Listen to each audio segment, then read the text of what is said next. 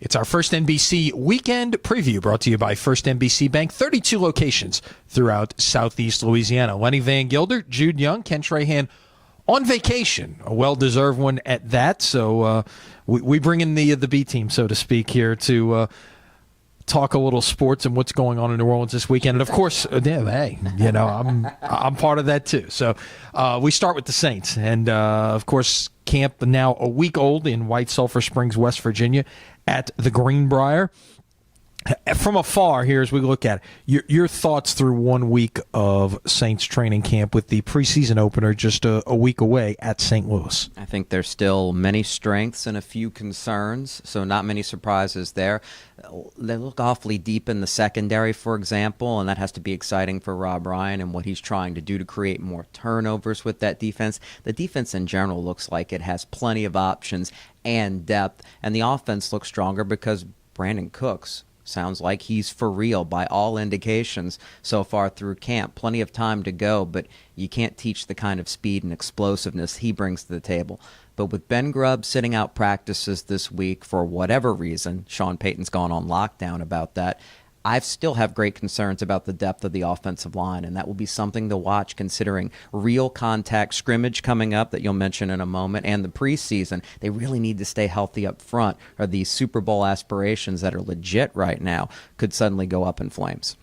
Yeah, we've mentioned, of course, things getting a little more active. Black and gold scrimmage Saturday morning in West Virginia, and that preseason opener on the horizon coming up on August the 8th at St. Louis. The home opener when the Saints will be back here in New Orleans for the first time coming up August the 15th, and then the final 2 weeks of training camp out on Airline Drive. So a lot to keep up with there. You mentioned a secondary. I tell you what, it's going to be some hard decisions at wide receiver as well, and Brandon Cooks being part of that. But where you fit all of those guys in as well? I think there has to be a great deal of excitement throughout the Saints organization about Nick Toon. There's a guy with plenty of potential to be, at the very least this year, a backup plan if something happens to Marcus Colston. His injury issues the last few years and his age have to be concerning. When he's not going to be available, can a big receiver step into that void in the offense? He's the most talented guy to be able to do that. His consistency's been there so far in camp. They need to see it all the way through the preseason. I think he makes the team at this point and will have his chances once the bullets fly for real in September, and they really need that to happen. But other than that, as you mentioned, adding Cooks, the development of Kenny Stills, they have a lot of options now at wide receiver, and they need that to be more explosive to fit what Jimmy Graham does. Compliments to him so defenses can't key in on him so much. No doubt. I think Cooks will really change how teams can play Graham, depending on how they use him, and I got a feeling it's going to be in a number of different ways. Saints have been in camp for a week. LSU and Tulane will be reporting in the next few days. First practices for each of those teams comes up on Monday. LSU actually reports in Baton Rouge on Sunday. Tulane will report in Monday morning, hit the field Monday afternoon at the Saints facility. First preseason poll of the year out, the USA Today Coaches Poll, which has a new sponsor this year. And won't get into that. But LSU starting the same place they did a year ago. They were preseason number 13 last year. They're preseason number 13 this year, at least from the coaches' perspective.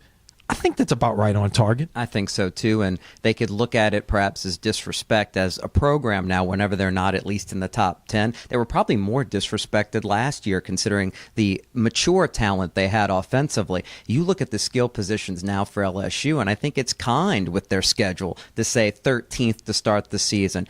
You've got a quarterback competition that should be heated. You're looking for skill talent to step in everywhere. And even if Leonard Fournette is the real deal at running back, you're young all over the place at wide receiver. You're counting on freshmen in many spots. So that's some respect for LSU. The defense expected to be better. The offensive line, a veteran unit that's very good as well.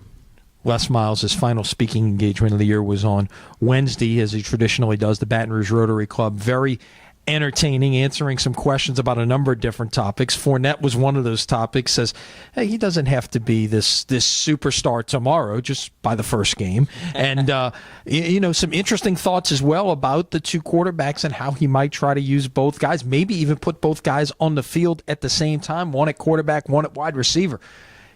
getting those thoughts out there in the other team's heads. LSU opens with Wisconsin. By the way, Wisconsin number 14 in the preseason poll. So one of them's going to move up or down after the first week, perhaps. So that's pretty much your rundown on the college football side. Let's shift gears over to baseball now. The latest Hometown Heroes up on sportsnola.com. So much going on, so many guys from the area. And one of the things that we suggested could happen as a result of the trade deadline is Anthony Renato might finally get a shot in the big leagues. And lo and behold, it appears to be what is happening. Renato going to get the call up, make a start for the Boston Red Sox Friday night against the Red Sox biggest rival, the New York Yankees at Fenway Park. That's going to be a heck of a way to start his major league career. No question about it. The much anticipated John Lester trade by Boston happens. That opens the door for younger players to step up. With the Red Sox sitting in last in the AL East, they're looking towards the future. So that opens the door for Renato to prove himself. And we're at that time of year. Trade deadline now, another month before the September call-ups. That's where these guys that we've been tracking on Hometown Heroes every week in the minor leagues get their chances to move up, some to the major leagues. So for people who are excited about the locals and their chances, the next 2 months are awfully exciting outside of the pennant races for those guys to finally have their chance, in some cases to shine at the highest level for the first time. A lot of local guys in AAA right now, wherever they might be.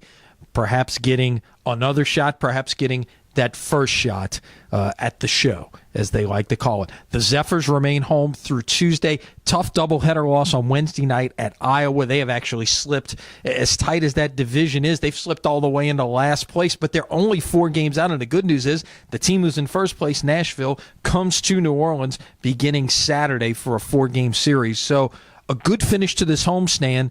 And New Orleans could be right back where they need to be heading down the stretch. Of course, remember the minor league season ends on Labor Day, not late September. And very important for the rest of this homestand to be successful for the Zephyrs, because no matter what level you're on, it's harder, clearly, to win on the road than it is at home. And when you have the longest homestand in franchise history, you want to put up a good record in that stretch. But only 4 games out going into this stretch to finish off the homestand, divisional games, chances to make up ground quickly as a result, but they run out of divisional matchups after the next week. Only a few more to go with Memphis after that, so they really need to take advantage while they have head-to-head opportunities. Yeah, those are few and far between down the stretch. The way the schedule works out, 10 games left with Memphis, but once this Nashville series is over on Tuesday of next week, they will be done with Nashville. They're already done with Round Rock, so that will be it in terms of the division and being able to go head-to-head and make up some ground. A lot to keep up with us. Stay with it all here at sportsnola.com, where you will get the latest on what's going on as we continue to count down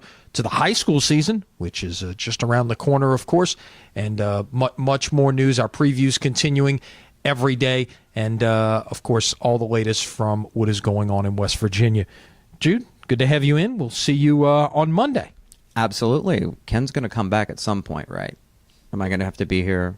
I mean, I love it and all, but, when's my vacation? Yeah, Wally Pip. Right, maybe, but I'm sure everybody out there's not concerned about that. But we'll have plenty of information on Sports NOLA, whether Ken's around or not, I promise. Yeah, absolutely. That's our First NBC Weekend Preview, brought to you by First NBC Bank, 32 locations throughout Southeast Louisiana. He's Jude, I'm Lenny. We'll see you Monday right here on sportsnola.com.